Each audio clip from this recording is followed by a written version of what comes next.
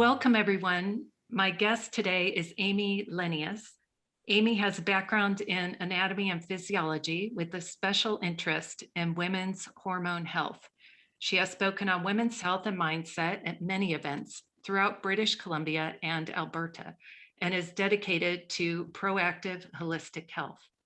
Through Amy's own journey, struggling with chronic illness and coming out the other side thriving, she has become dedicated to helping women focus on self-care and self-love so that they can learn what it feels like to give from a space of fulfillment instead of stress and overwhelm. Hi, Amy. Thanks for being Hi. here today. Hi, thank you so much for having me. I'm so excited to be here. Yeah, I'm excited to hear what you have to say. I resonate with your mission to help women find health and happiness. So I'm excited to get into all of this. I would love to hear about your personal health journey first, and then we can get into all the things that you've created as a result of that experience. So your health took a turn at a certain point. Maybe you can get into what that was and what the diagnosis was. Yeah, so when I was a teenager and as a woman coming to that time in my life, I started to quickly realize that my cycles and all of that, all of those things that come with that time were very aggressive and very debilitating. And I started seeking help. I started asking for help because my symptoms seemed so much more severe than the other teenage girls around me who were also, struggling with that time in their life, able to cope a little bit better than I was. And so when I started asking for help and seeking help, I got met with a lot of, well, you're becoming a woman. And my favorite was, oh, these are just normal female problems, which So was you're very upsetting. talking, oh, so you're talking about like a menstrual cycle Yeah. that to you seems out of control, not a It was, typical. yes, it was very aggressive. And so being met with things that didn't feel very supportive, like terms, you know what, you're just a woman now, these are just normal female problems, which I don't know how anyone is supposed to respond to that. Like, oh, this is my life because I'm a woman. Like, thank you. Chronic pain and heavy periods for life. Great. Or, oh, not my whole life, just until I hit something called menopause. Awesome. And it was Yeah. to say I didn't think or feel any of those things. I felt very unheard, very broken. And as time went on and my periods got worse, they became way more symptomatic. My PMS was outrageous. I did keep pushing for help and then did finally get, outside of them just guessing and trying to put me on all these medications and nothing was helping. I did finally get a diagnostic surgery for endometriosis. And endometriosis is basically a bunk uterus. It's an inflammatory condition where your uterine cells and uterine-like cells proliferate outside of where they're supposed to be and wreak all sorts of havoc and cause all sorts of not so fun problems. So you said a diagnostic surgery? What Mm-hmm. does that mean? A So surgery they part of that? So diagnostic surgeries are typically laparoscopic. So they go in just a few small holes. I think they did 1, 2, 3 holes, and they stick little cameras in and little lasers and things. And they go in and they explore and they look for what's wrong. Okay. So Mhm. did that make you feel a little better as far as you finally got a diagnosis? It did.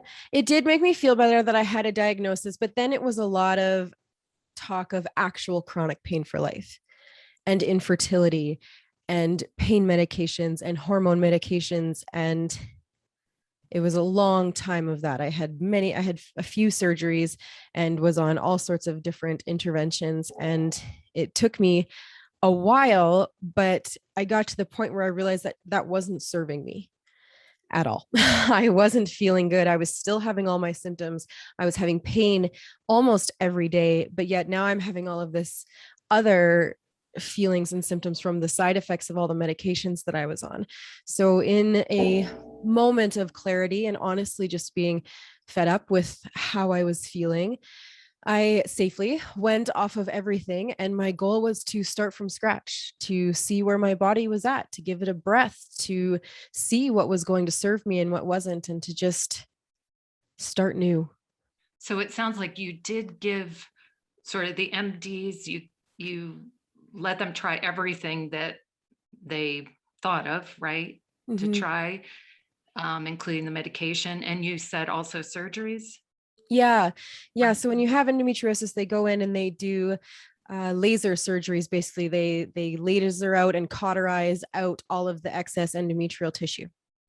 And so endometriosis, it's like a non-cancerous cancer. It just keeps growing. And so they go in, they clear it out, and then you have a little brief period where it's not there anymore. And then it just starts to grow back. And it's this cycle that you can get into.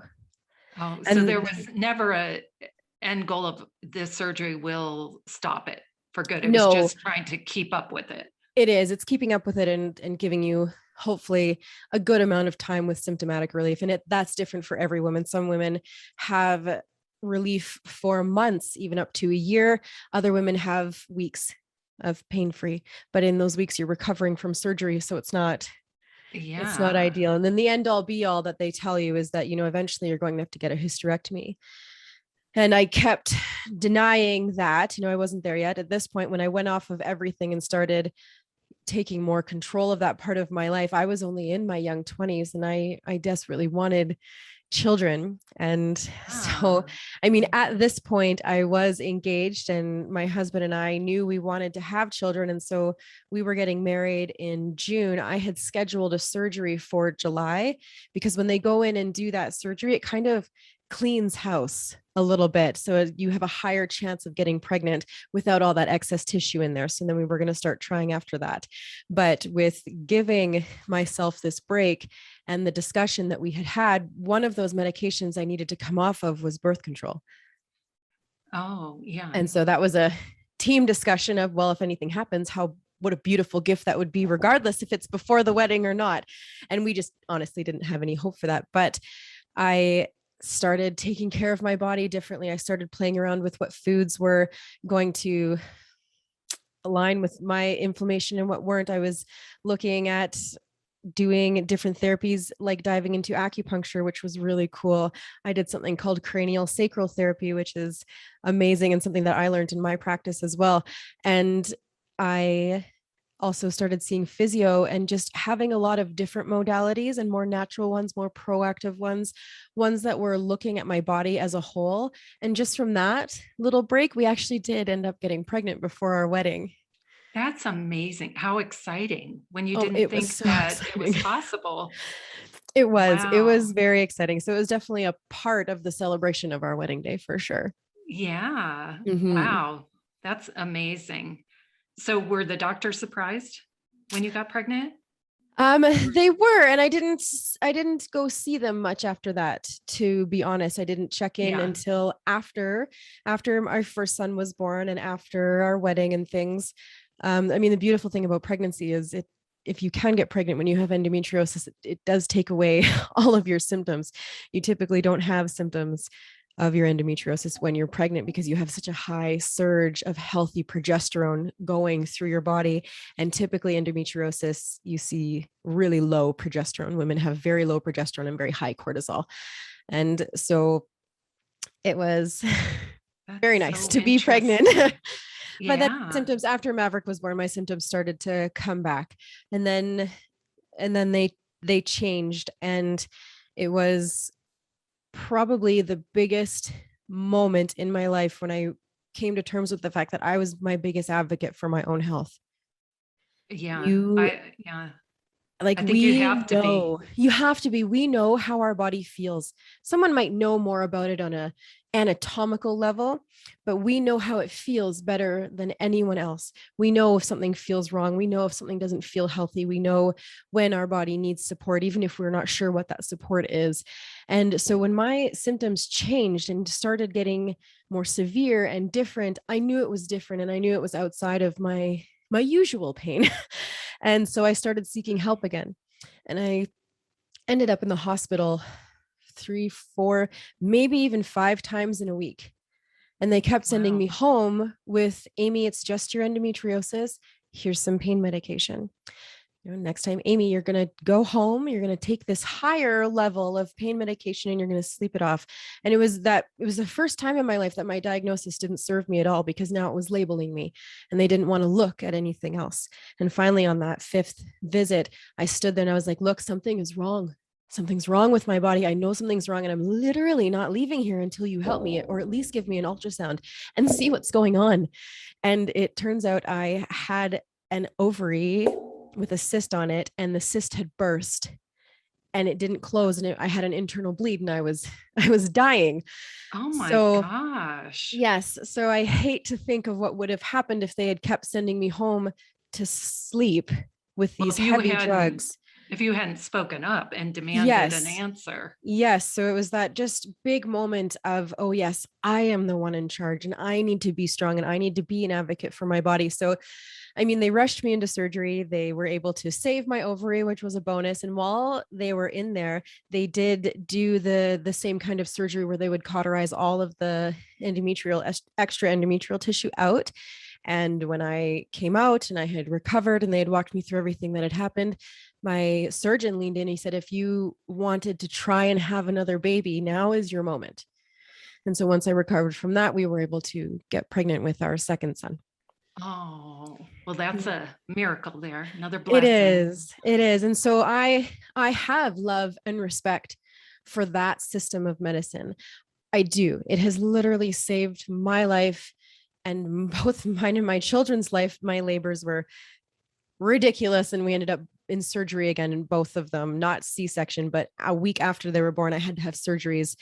That's a whole nother part of my health journey, but I have a deep love for this system because it has saved my life. It has been extremely supportive in areas of my health, but it is a very reactive system.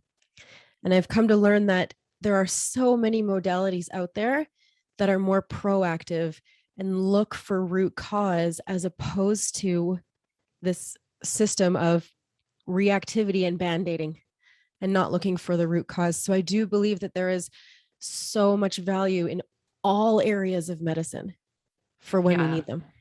Yeah. Yeah. Everyone has their area of expertise, and Mm-hmm. not any one modality like has all the answers. So Yeah. it would be good if they could all collaborate and, offer their expertise. That's my dream. It Yeah. is. If doctors could say, you know what, we could take some proactive approaches here. I'm going to give you this for now to get rid of this acute thing going on, but let's send you over to this naturopath and let's talk lifestyle. Yeah. Right? Let's send you over to this physio and this chiropractor who are going to work on aligning your body so that your pain has a chance to get ahead of itself and your body can realign.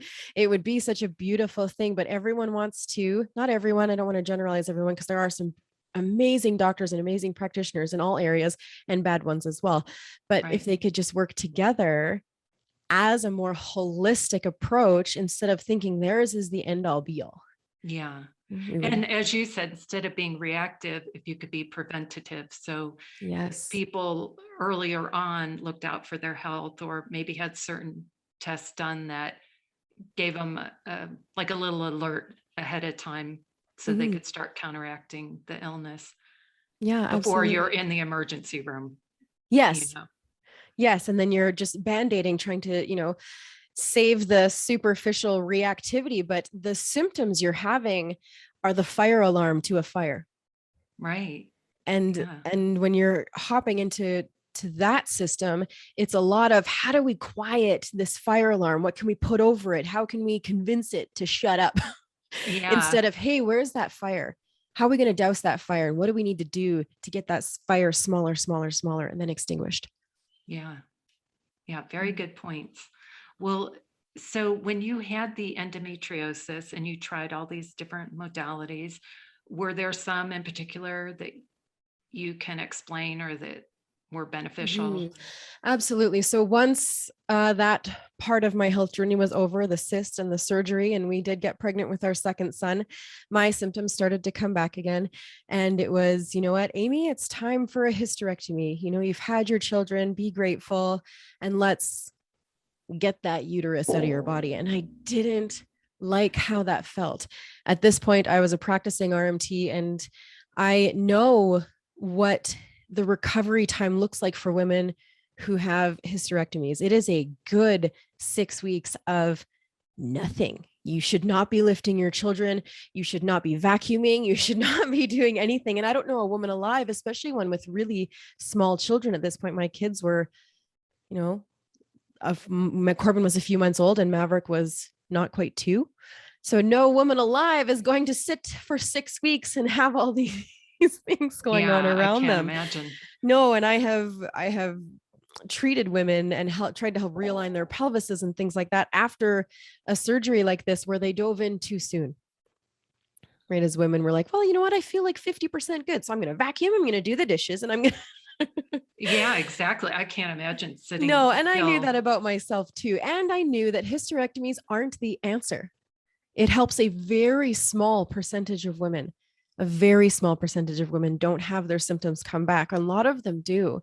So now you've gone through this very extreme surgery to still have your symptoms. So it didn't sit well with me. It didn't. I can't imagine like recovering from a hysterectomy, and because that comes with its own issues, even mentally, right? Yeah. Like they can get into a state of depression. Yes. Feeling like you've lost like this big part of yourself somehow. Yes. And it throws you into this whole hormonal shift that your body wasn't ready for. Well, and then to realize that it didn't make a difference, I can't imagine. No, me neither. I still have my endo pain, but yet I'm kind of in early menopause now and all of the things that come with that. So I walked away from that system again. I said, I'm going to need to think about it. And I went back to that moment when I started from scratch in my early 20s. I went back to that kind of mindset of, how do I start over? How do I get my body to feeling its best? What more can I learn? What can I do? And so I started seeing a naturopath. It was my first time seeing a naturopath, which was incredible. And he taught me about inflammatory foods and how inflammation affects your hormones and how it affects an inflammatory condition like endometriosis. And I learned about how our hormones are about so much more than, just the bits everyone wants to focus on. It's about your whole body. It's about your stress. We talked about how stress was inflammatory. I learned so much. And it was that combined with, someone in my life had pointed out, well, your external environment isn't serving you either. Have you heard of endocrine disruptors and carcinogens? And I was like, no. Those seem like really fancy, important words. And she was like, well, they are detrimental to your endocrine system. And I was like, you know what? I'm an anatomy nerd. I know that your endocrine system produces and regulates all your hormones. I have a hormonal condition. And it was like this light bulb went off. What if I'm using these endocrine disruptors, and what if not using them could be the next step in my health journey? And it turns out I was using all of the endocrine disruptors, as most women are.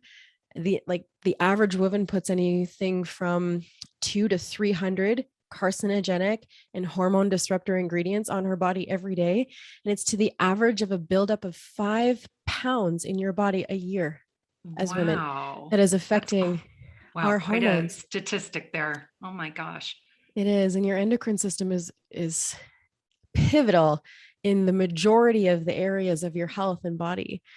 So it was very incredible and eye-opening to me when I realized that my external environment is just as important as what's going on in my internal environment when it comes to supporting my hormones and my health. That's amazing. That's a big piece of information. So what did you start eliminating in your environment? Literally everything.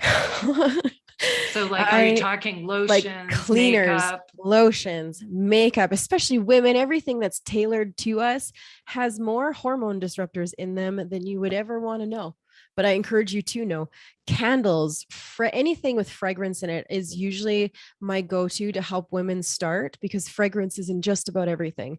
And fragrance is just a big fancy heading and title for a bunch of hidden ingredients that they don't want you to know about and don't want to see and don't have to tell you about because it's a trade secret. Yeah.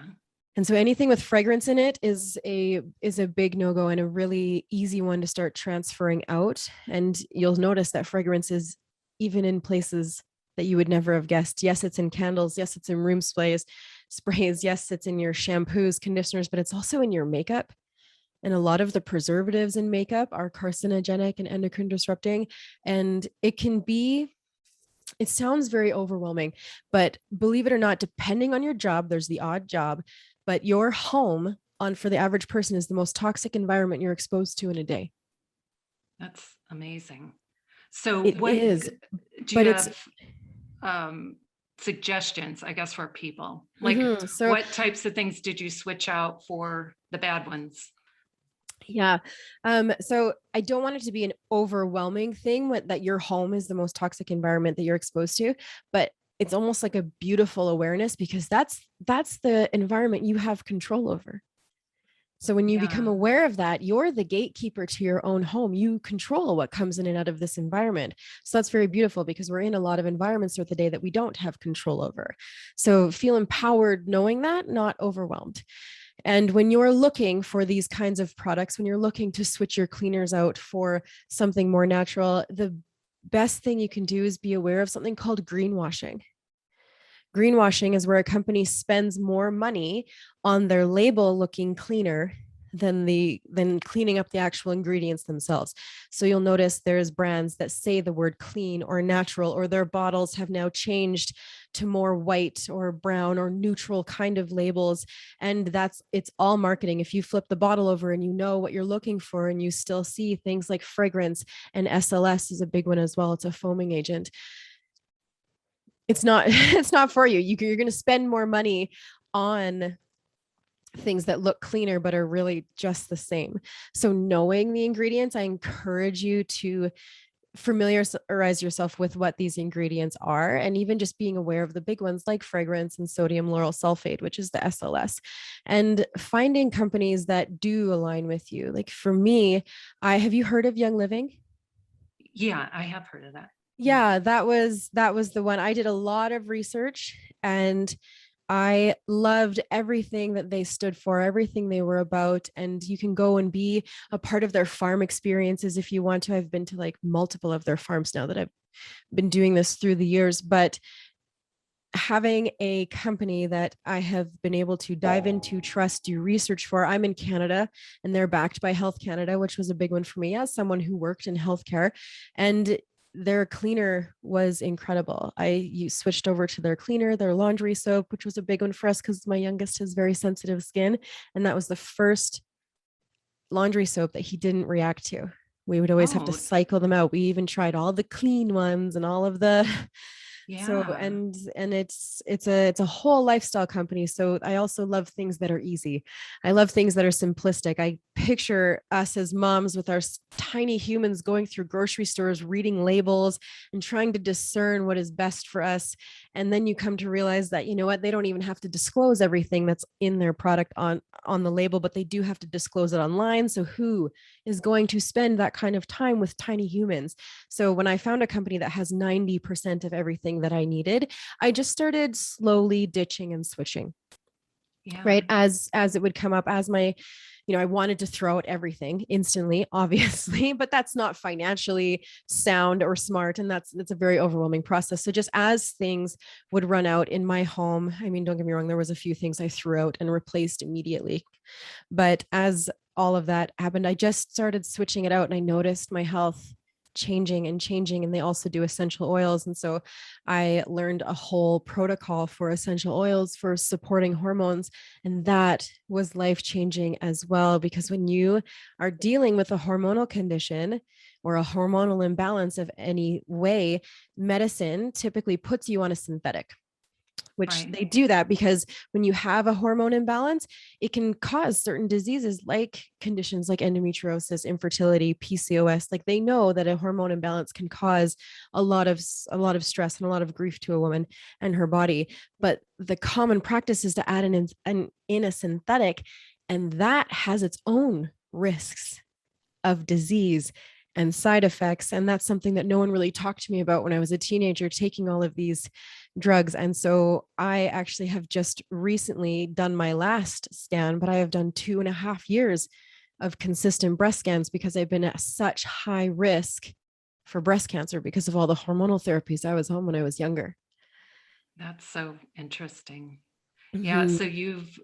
So they said, are you on the regular mammogram schedule, or you're saying you had to increase how many times I you was had a getting them mammogram? every 4 to 6 months.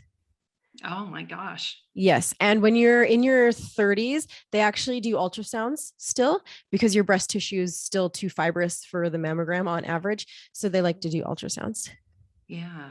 Yeah. And I was doing them every 4 to 6 months to make sure, lumps and nodules that had been found and were very close to or high potential of turning cancerous, especially with my history.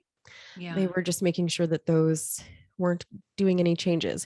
And of course, as soon as I discovered that that was a potential, I made sure that I was doing very proactive things, for armpit treatments and using essential oils for breast health as well. Plants are amazing. Honestly, Yeah. our body loves nature and nature loves to support our bodies. And when you put plants into your body, like let's use clary sage for estrogen as an example. Clary sage has a ton of phytoestrogens, they're called. They're plant estrogens. And when they combine in your body, they're so compatible with us that they come in and they just support our body with what it needs to produce our own estrogen. It helps So, just us get back into what we need. so you say clary sage? Is that Yes. the name of an Yes, essential that's a oil? plant. Yep. Yep. I've Clary heard sage of is a plant. sage, but I hadn't Mhm. heard of clary It sage. is. It's a type of sage. So sage has a bunch of different Oh, types, okay. and clary sage is very supportive for a natural estrogen support. Oh, that's good to know. Yeah. Yeah. Yeah. You want to be careful with essential oils and things. They can be greenwashed, just like the next thing. They can have a lot of synthetic fragrance in them and things. A really good way to decide that is if it has any warning labels on it that says, don't put on your body, do not ingest, call poison control, or just diffuse only. It's basically like a fancier candle. There's still fragrance and things that you're doing. And a really good example of teaching someone how toxic fragrant candles are is if a candle, a fragrance, synthetic fragrance candle is burning for an hour, it's the equivalent to smoking one cigarette per hour that that candle is burning. And that study, Oh that's my done on gosh. adults. So then you think of children who are smaller than us and pets Yeah. who are even smaller and kind of on the level of all the cleaners and the floors and things. And I mean, pet cancer has gone up like this, but so has women's health. I mean, one right now in Canada, 1 in 8 women will get breast cancer. 1 in 6 women have a hormonal imbalance condition like infertility, PCOS, endometriosis. So in Canada, 1 in 6 couples deal with infertility. And Those projections say that's are only going to get worse. those are pretty significant statistics there. It And is. and to think of people just by understanding these things that you've talked about could reverse these things. And I be mean, that's aware, just yeah. aware that there's so much in your environment that you do have control over that can assist you. I never like to say any of these things to make anyone feel less than empowered that they have control over these things. And the infertility and the pregnancy one is a really good example. When you are pregnant, anything you're using in, on, and around your body has a high chance of going to babes. And we, I think, as humans, like to think as babies as these beautiful, clean, perfect beings who are starting Right. from scratch. But there was an incredible study done that showed over 280 of these toxins, these carcinogens and endocrine disruptors in the cord blood of newborns. And I'm sure any mother having, with that baby on the way, they're so excited for that. And you want the best for that child. If they knew ahead of time what they were passing on, I'm sure that would be such incentive to really clean up the environment, clean up your own body, Mhm. and really I address these things. I believe that it is, but I'm also a deep believer in you can't know what you didn't know. So we can't have Right. guilt or shame for things that we didn't know or choices we didn't even know we had. So we always just have to know, when we know better, we can do better.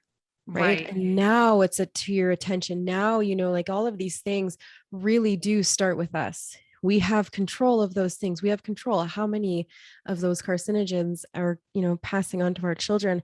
And what's amazing, women are so incredible. When women are pregnant with a little girl, you're also carrying any future potential grandchildren inside of you, because all girls are born with all of their eggs, right? So we are affecting generations with what we do with our health now. So typically we don't take care of ourselves, we take care of our children. And we don't have all of these thoughts until after our children are born. And then we're so focused on our children. But it's just a really good reminder that that is so important, to take just as good care of ourselves as well, whether before or after our children are born, it affects them. Yeah. Well, I know even for myself, I look back on when I had my children and any type of maybe health issue or genetic thing. Um, it's like looking back, I'm like, oh, I wish I had done so much more before I got pregnant, Mm, But like you said, you don't know what you don't know at the time. yeah, But you just take it from here, that's right. if you hear it on this episode, it's like you can go check out your environment and start today, I do. changing I things. really encourage people to pick one of their products, turn the label over, pick a word that they can't say out loud, and look it up. Google harmful effects of whatever ingredient you pick, and it'll start bringing awareness in. Yeah. Well, I like your idea that you found a company that it has good quality products and Yeah. they do more than one product. So it's sort of an easy way to start there. It is such an easy button, and they ship right to my house, so I don't have to That's do awesome. any. Yeah. It is. I love things that are easy. I love when I don't have to do as much of it myself or spend too much time reading and researching. And because I love to read and research, but I like to do it for things that I enjoy reading and researching about. Yeah, Yeah. exactly. Yeah. So now, because of those journeys that I've just described to you, I now do a lot of things that involve helping women have that knowledge. So I do a lot of public speaking. I love helping people find, toxin-free living, and helping them to tailor that to their hormones. But I also love educating and empowering women to understand their bodies a little bit better, and how, hormone health is about so much more than just your bits. It's Yeah. about your liver health, your gut health, your sleep, and especially your stress.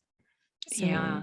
So if people wanted to learn more about this, I mean, you have speaking engagements, but how else do you spread the word? I love connecting with people. I never going to turn someone away who wants to learn about that. So I love I do a lot of information on my Instagram, but I love just having conversations with people.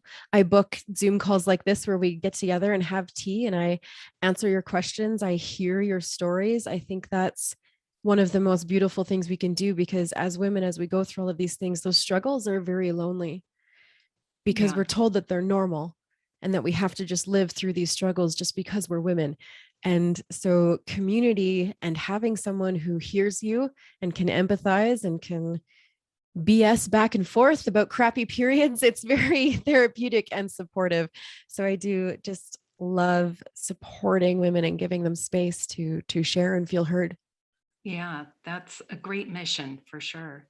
So, Thank you. three things I do like to ask people that have healed themselves and, suffered from something and healed. What was your biggest obstacle during that healing process? Mindset.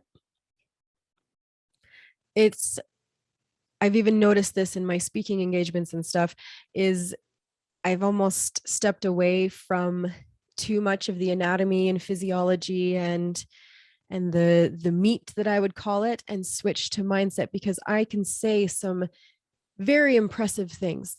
You'll be very impressed with what I have to say. You'll learn about your liver, you'll learn about your gut health and why it matters and things. But if you don't believe that that's possible for you as an individual, a lot of people and a lot of women say, oh, that's great for her, but I can't be helped. Getting over that victim mindset when you are sick and chronically ill and hurting is a big one. So the mindset hurdle first, that I deserve to feel well, that I'm not broken, and that I can do this was a big mindset shift. Yeah, that is a big one. Well, and then what was the biggest lesson you learned throughout this whole process? The biggest lesson I've learned was about holistic whole body support for your hormones, your external environment being a direct reflection of your internal environment, and vice versa, and how they work together as a community. And then as far as educating and empowering, I've learned that stories matter. When I started sharing more of my story and my struggles and why I was the one up there talking to them about hormones, that's when I felt heard more, and I felt like I was engaging more, and women would come up to me afterwards and they felt seen and heard and related to and wanted to connect more. And it really showed me that our stories are what matter and can help other people, that our struggles, our messes can become our message. Yeah, that is powerful when you hear someone's story. I It mean, is. hearing yours today was powerful. Thank you. And what was the kindest thing someone did for you while you were trying to heal and going through all this pain and going to the doctors? The kindest thing someone did for me, I mean, it was probably my husband. He never wavered once. And I'm sure when I was in the height of my illness, that was probably pretty exhausting. We always had jokes that every time he'd have to take me to the emergency room or things, which was quite common for my condition and how severe it was. He's like, we should have a punch card. We need a room. We just want to come and be Yeah. like, Amy, your room's ready. So he would keep it very humorous and just so supportive, and always came to all of my stuff, and was very supportive when I was ready to stand up for myself.